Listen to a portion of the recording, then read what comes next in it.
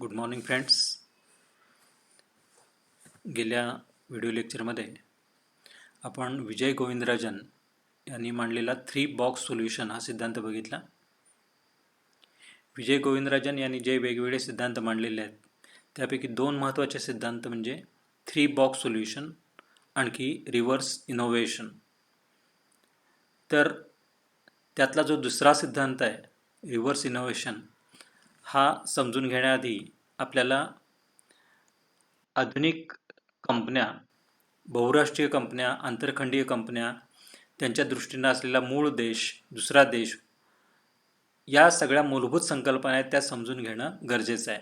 कारण त्या संकल्पना समजल्याशिवाय पुढची जी संकल्पना आहे रिव्हर्स इनोव्हेशन ही आपल्याला समजू शकणार नाही आहे. जसा जसा कंपन्यांचा विकास होत गेला, कंपन्या वेगवेगळ्या देशामध्ये जाऊ लागल्या. पहिल्या सुरुवातीच्या काळात निर्यात करू लागल्या, त्यानंतर दुसऱ्या देशामध्ये कंपन्या स्थापन होऊ लागल्या, त्यानंतर संपूर्ण जगामध्ये या कंपन्या स्थापन होऊ लागल्या. तसं या कंपन्यांना बहुराष्ट्रीय कंपन्या, आंतरखंडीय कंपन्या असं म्हटलं जाऊ लागलं. तर बहुराष्ट्रीय म्हणजे काय, आंतरखंडीय म्हणजे काय, त्यांच्या दृष्टीनं असणारा मूळ देश होम कंट्री म्हणजे काय, त्यानंतर दुसरा देश ज्या देशामध्ये ती कंपनी जाते तो देश, त्याला होस्ट कंट्री असं म्हटलं जातं, ते म्हणजे काय. त्यानंतर प्रत्यक्ष परकीय गुंतवणूक फॉरेन डायरेक्ट इन्व्हेस्टमेंट म्हणजे काय, परकीय संस्थात्मक गुंतवणूक फॉरेन इन्स्टिट्यूशनल इन्व्हेस्टर FII ज्याला म्हटलं जातं आहे त्यांचा ओळख. आणि त्यानंतर परदेशातील उपकंपन्या म्हणजे काय, फॉरेन सबसिडरी कंपनीज.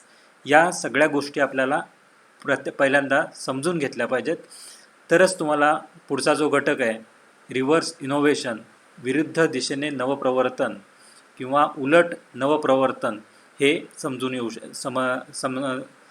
समजता येईल. तर या दृष्टीनं आपण या मूलभूत संकल्पना आहेत त्या इथं समजून घेऊया. तर त्यातला जो पहिला घटक आहे तो म्हणजे बहुराष्ट्रीय कंपनी, त्याला MNC मल्टीनॅशनल कॉर्पोरेशन असं म्हटलं जातं आहे. ती कुठली कंपनी, ज्यावेळी एखादी कंपनी उदाहरणार्थ भारतामध्ये स्थापन झालेली आहे आणि दुसऱ्या देशामध्ये निर्यात करते, म्हणजे उत्पादन त्याचं भारतामध्ये होतं, निर्यात श्रीलंकेला असेल, बांगलादेशला असेल, इतर देशांमध्ये असेल, तर ती कंपनी ही आंतरराष्ट्रीय कंपनी म्हणून ओळखली जाते. कारण वेगवेगळ्या देशामध्ये त्या कंपनीचा आंतरराष्ट्रीय व्यापार चालतो, म्हणजे आपली जी उत्पादनं आहेत ती त्या देशामध्ये खपवली जातात. त्यानंतर बहुराष्ट्रीय कंपनी, बहुराष्ट्रीय म्हणजे काय, तर भारतामध्ये स्थापन झालेली कंपनी, परंतु इतर देशामध्ये त्यांची ऑफिसेस असतात, त्यांच्या इतर कंपन्या असतात, उपकंपन्या असतात. अशा ज्या कंपन्या असतात त्या कंपन्यांना बहुराष्ट्रीय कंपन्या असं म्हटलं जातं. आता याची व्याख्या करताना एका देशामध्ये असू दे किंवा जास्त देशामध्ये असू दे, ती कंपनी बहुराष्ट्रीय म्हणूनच ओळखली जाते. परंतु बहुराष्ट्रीय आणि आंतरखंडीय या दोन्हीमध्ये फरक आहे.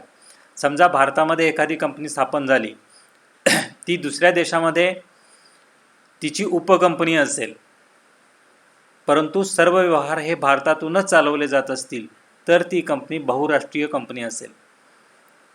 म्हणजेच समजा इन्फोसिस सारखी कंपनी आहे जी भारतामध्ये स्थापन झालेली आहे, मूळ कंपनी ही भारतामध्ये स्थापन झाली, या कंपनीचे अमेरिका, इंग्लंड, फ्रान्स, जर्मनी अशा वेगवेगळ्या युरोपीय देशामध्ये, जपानसारख्या देशामध्ये या कंपनीच्या उपकंपन्या असतात. म्हणजे मूळ कंपनी भारतामध्ये आहे, या उपकंपन्या या ठिकाणी वेगवेगळ्या देशामध्ये कार्यरत आहेत. आणि उपकंपन्या जरी असल्या तरी त्याचा व्यवस्थापकीय संचालन हे प्रामुख्यानं भारतातून केलं जातं, म्हणून ह्या कंपनीला बहुराष्ट्रीय कंपनी असं म्हटलं जातं. तर व्यवस्थापनातला हा जो फरक आहे तो पहिल्यांदा लक्षात घेतला पाहिजे. या ज्या बहुराष्ट्रीय कंपन्या असतात त्या कुठल्या तरी एका देशामध्ये स्थापन झालेल्या असतात. त्या स्थापन झालेल्या देशाला मूळ देश, होम कंट्री असं इथं म्हटलं जातं. म्हणजे समजा भारतामध्ये स्थापन झाली असेल तर मूळ देश भारत, आणि तिची उपकंपनी समजा अमेरिकेमध्ये आहे, तर अमेरिका ही होस्ट कंट्री असते, त्याला दुसरा देश असं म्हटलं जातं. तर ही कंपनी भारतामध्ये स्थापन झालेली आहे आणि इतर देशांमध्ये, इतर अनेक देशांमध्ये कार्यरत आहे. म्हणून ही कंपनी काय म्हटलेलं आहे, बहुराष्ट्रीय किंवा मल्टीनॅशनल कॉर्पोरेशन असं म्हटलेलं आहे. आपण भारतामध्ये आणि संपूर्ण जगामध्ये LPG policy, liberalisation, privatisation and globalisation he policy अंमलात आल्यानंतर बऱ्याचशा कंपन्या या बहुराष्ट्रीय बनल्या. त्यातल्या भारताचा जर विचार केला तर आपल्याला लक्षात येईल की अनेक भारतीय कंपन्या आज बहुराष्ट्रीय कंपन्या म्हणून ओळखल्या जातात. उदाहरणार्थ टाटा कन्सल्टन्सी लिमिटेड, टाटांची कंपनी आहे किंवा टाटा ग्रुपची कंपनी आहे. ही संगणक क्षेत्रातील सगळ्यात टॉपची, भारतातली नंबर 1ची कंपनी आणि बहुसंख्य देशामध्ये, साधारणपणे 40 देशामध्ये असणारी कंपनी आहे. इन्फोसिस ही देखील संगणक क्षेत्रातील कंपनी आहे. ही देखील 30-40 देशामध्ये कार्यरत आहे. मूळ देश भारतामध्ये स्थापन झालेली आहे. L&T, लार्सन अँड टुब्रो ही जी कंपनी आहे ती भारतामध्ये स्थापन झाली आणि इतर अनेक देशांमध्ये तिच्या उपकंपन्या आहेत. टाटा मोटर्ससारखी कंपनी आहे, भारतामध्ये स्थापन झालेली कंपनी आहे आणि इतर देशांमध्ये या कंपनीच्या उपकंपन्या आहेत. रिलायन्स, अशा अनेक कंपन्या, भारतीय कंपन्या या आज बहुराष्ट्रीय कंपन्या म्हणून ओळखल्या जातात. तर या ठिकाणी या बहुराष्ट्रीय ज्या कंपन्या आहेत त्या कंपन्यांचं व्यवस्थापन मुख्य देशामध्ये किंवा मूळ देशामधून केलं जातं आणि होस्ट देशामध्ये यांच्या शाखा, उपकंपन्या असतात. म्हणजे एखादा अमेरिकेतील निर्णय घ्यायचा असेल, इन्फोसिस कंपनीला एखाद्या अमेरिकेतील निर्णय घ्यायचा असेल तर तो भारतातून घेतला जातो, अमेरिकेच्या लेवलला ठरवला जात नाही. मूळ व्यवस्थापन जे आहे ते भारतामध्ये असतं आणि तिथून त्याचे सगळे निर्णय प्रक्रिया होत असते. म्हणून बहुराष्ट्रीय कंपनीच्या बाबतीमध्ये होम कंट्री आणि होस्ट कंट्री हे दोन्ही शब्द खूप महत्त्वाचे आहेत.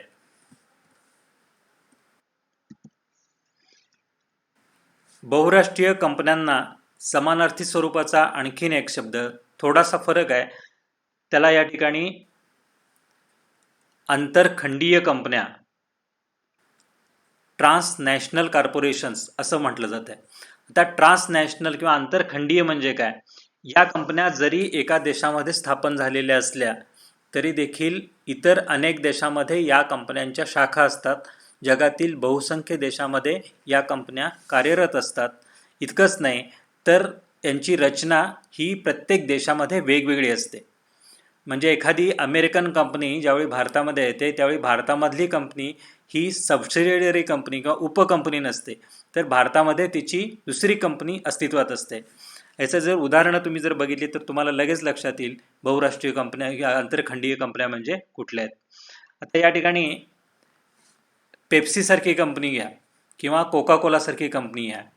प्रामुख्यानं युरोपमध्ये स्थापन झालेली ही कंपनी आहे कोका कोला किंवा पेप्सी.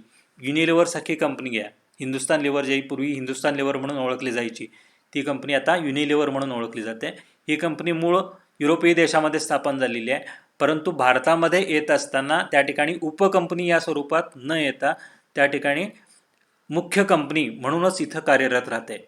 म्हणजे या कंपन्यांमध्ये व्यवस्थापकीय निर्णय जे आहेत ते त्या मूळ देशातून न घेता त्या स्तरावर त्या देशामध्ये, ज्या देशामध्ये कंपनी आहे त्या देशामध्ये हे निर्णय घेतले जातात. या ज्या आंतरखंडीय कंपन्या आहेत अशा अनेक कंपन्या या बहुराष्ट्रीय कंपन्यांपेक्षा मोठ्या कंपन्या असतात. बहुसंख्य देशामध्ये, जगातल्या बहुसंख्य देशामध्ये या आंतरखंडीय कंपन्यांचा वावर असतो. कुठलाही देशाची त्याला मर्यादा नसते. त्याच्या दृष्टीनं मूळ देश, दुसरा देश या संकल्पना नसतात. फक्त बोर्ड ऑफ डायरेक्टर्स जरी एका देशामधले असले तरी अनेक देशांमध्ये या कंपन्यांच्या इतर कंपन्या, या कंपन्यांची संलग्न कंपन्या म्हणता येतील अशा कंपन्या स्थापन झालेल्या असतात आणि त्या देशामध्ये असणारं व्यवस्थापन हे त्या देशामध्येच तिथं केलं जातं. म्हणजे एखादी कंपनी भारतामध्ये असेल, कोका कोला असेल, कोका कोला इंडिया किंवा पेप्सिको इंडिया ह्यासारखी कंपनी, याचं व्यवस्थापन भारतामध्येच इथं केलं जातं. मूळ देशातून ते व्यवस्थापन केलं जात नाही. म्हणून या कंपन्यांना आंतरखंडीय कंपन्या असं म्हटलं गेलेलं आहे. याची अनेक उदाहरणं तुम्हाला सांगता येतील. ॲपलसारखी कंपनी आहे जी कॉम्प्युटर्स बनवते किंवा या ठिकाणी लॅपटॉप बनवते, मोबाईल फोन बनवते. IBM सारखी चिप बनवणारी कंपनी असेल. अशा अनेक कंपन्या या एका अर्थानं बहुराष्ट्रीय आहेत आणि ज्या खऱ्या अर्थानं त्या ट्रान्सनॅशनल किंवा आंतरखंडीय स्वरूपाच्या कंपन्या आहेत. तर हा फरक आपल्याला इथं लक्षात घ्यायचा आहे. हे कशा करता, जर हा जो दुसरा जो सिद्धांत आहे त्यांनी मांडलेला रिव्हर्स इनोव्हेशन, हा सिद्धांत समजण्याकरिता या गोष्टी माहिती असणं आवश्यक आहे. आणखीन एक गोष्ट गुंतवणुकीच्या दृष्टीनं माहिती असणं आवश्यक आहे, ती म्हणजे FDI, फॉरेन डायरेक्ट इन्व्हेस्टमेंट किंवा प्रत्यक्ष परकीय गुंतवणूक, FDI असं म्हटलं जातं. ज्यावेळी एखादी कंपनी दुसऱ्या देशामध्ये दुसरी कंपनी स्थापन करते त्यावेळी त्या कंपनीला किंवा त्या गुंतवणुकीला फॉरेन डायरेक्ट इन्व्हेस्टमेंट असं म्हटलं जातं. म्हणजे एखाद्या अमेरिकन कंपनीमध्ये भारतात येऊन एखादी शाखा सुरू करण्याऐवजी किंवा एखादी उपकंपनी सुरू करण्याऐवजी दुसरी नवीन कंपनी स्थापन केलेली असते, त्यावेळी त्या कंपनीला किंवा त्या गुंतवणुकीला प्रत्यक्ष परकीय गुंतवणूक असं म्हटलं जातं. उदाहरणार्थ मारुतीचं इथं उदाहरण घेता येईल. सुझुकी ही कंपनी आहे, अमेरिकन कंपनी आहे ही, परंतु भारतामध्ये येताना मारुती सुझुकी म्हणून इथं नोंदणी झालेली आहे. आणखी ही पूर्णपणे वेगळी कंपनी आहे. म्हणजे मूळ सुझुकी आहे ती जपानमध्ये जरी असली तरी भारतातली ही कंपनी वेगळी आहे, लक्षात घ्या. अशा अनेक कंपन्या आहेत, ह्या प्रत्यक्ष स्वरूपामध्ये प्रत्यक्ष परकीय गुंतवणूक इथं केली जाते आणि त्या इथं स्थापन झालेल्या असतात. ज्यावेळी देशाला त्या देशामध्ये प्रत्यक्ष परकीय गुंतवणुकीची परमिशन असते, परवानगी असते, त्यावेळी अशी गुंतवणूक होत असते. भारतामध्ये काही क्षेत्र फक्त त्याला काही क्षेत्रामध्ये आपल्याला गुंतवणूक करता येत नाही, परंतु बहुसंख्य क्षेत्रामध्ये 100% प्रत्यक्ष परकीय गुंतवणूक करून कंपन्या इथं स्थापन केल्या जाऊ शकतात. हुंडाईसारखी कंपनी असेल, साऊथ कोरियन कंपनी आहे, परंतु भारतामध्ये उत्पादन करते आणि संपूर्ण जगामध्ये या कंपनीची निर्यात होत असते. तर अशा पद्धतीनं ह्या कंपन्या स्थापन केल्या जातात आणि त्या कंपन्यांचा व्यवहार चालत असतो. तर हे सगळं लक्षात घेणं का आवश्यक आहे, तर आपल्याला ही दुसरी टर्म आहे विजय गोविंदराजांनी सांगितलेली रिव्हर्स इनोव्हेशन, ही समजून घेण्याच्या दृष्टीनं ही प्रत्यक्ष परकीय गुंतवणूक म्हणजे काय, MNC म्हणजे काय, हे माहिती होणं खूप आवश्यक असतं.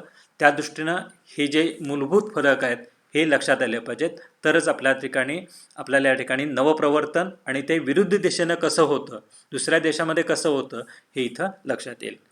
आता ही जी संकल्पना आहे रिव्हर्स इनोव्हेशन, विरुद्ध दिशेने नवप्रवर्तन, हे आपण नेक्स्ट लेक्चरमध्ये घेऊया.